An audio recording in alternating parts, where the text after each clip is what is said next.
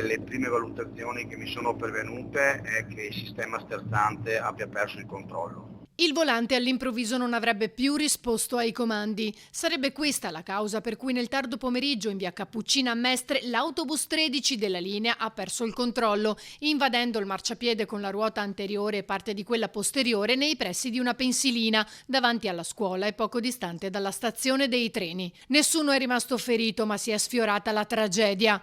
Si tratta dello stesso modello della Yutong che lo scorso 3 ottobre è precipitato dal cavalcavia di Mestre in cui hanno perso la vita 21 persone. Ancora il 14 ottobre in via Carducci un altro mezzo, sempre la linea, si è schiantato contro un pilastro. E oggi, un'altra volta, si torna a parlare di anomalie allo sterzo, le stesse che ai nostri microfoni denunciò un ex dipendente col volto incappucciato. Credo che la preoccupazione sia un elemento legittimo.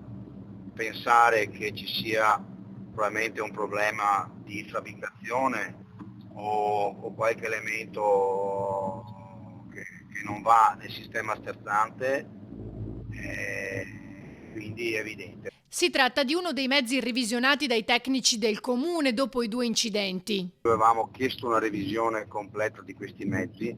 Ovviamente la scatola sterzante è un pezzo interno del sistema che ha delle sue misure di sicurezza molto particolari.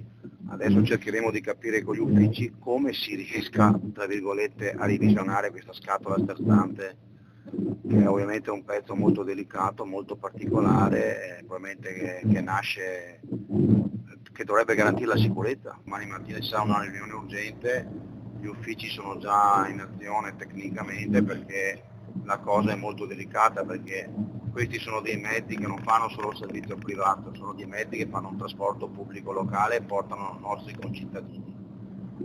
Allora è evidente che domani si impone una valutazione d'urgenza.